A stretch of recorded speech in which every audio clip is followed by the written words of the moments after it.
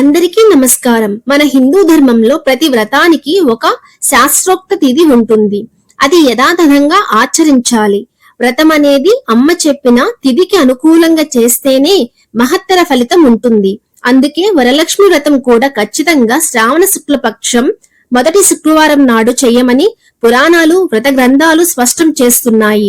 ఈ వ్రతాన్ని కొందరు ముందు రోజు చేస్తారు, మరికొందరు తరువాత వారం చేస్తారు. వరలక్ష్మి వ్రతం రోజు బిజీగా ఉండటం వలనో, పిల్లల స్కూళ్లు, ఆరోగ్యం సహకరించకపోవటం, వృత్తిరీత్యా కుదరదు, ఇలా అనేక కారణాలతో మారుస్తారు.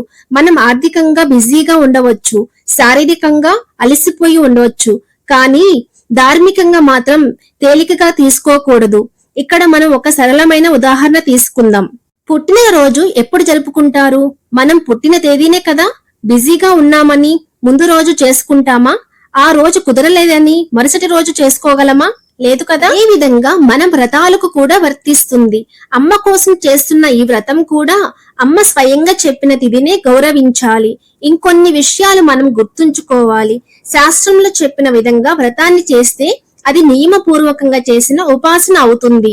మన అవసరం వల్ల వ్రతాన్ని ముందుగానో తర్వాతనో చేయటం తప్పు కాదు, కానీ అది వికల్ప పూజా విధానం అంటారు. అది అసలైన శాస్త్రోక్త వ్రత ఫలాన్ని ఇవ్వదు. అలాంటి వ్రతాన్ని లక్ష్మీ పూజగా భావించాలి, వరలక్ష్మి వ్రతంగా కాదు. వేదకాలంలో అమ్మ ఇచ్చిన నియమాలను పాటించడం వల్లే మన ఋషులు కాని, చారుమతి దేవి కాని ముక్తిని పొందగలిగారు. కాబట్టి ఇంట్లో సౌఖ్యం కోసం, ఐశ్వర్యం కోసం, బంగారు భవిష్యత్తు కోసం లక్ష్మీదేవిని పిలవాలనుకుంటే అమ్మ చెప్పిన దారినే వెళ్ళాలి. మరి అమ్మ చెప్పిన తిథినే గౌరవించాలి.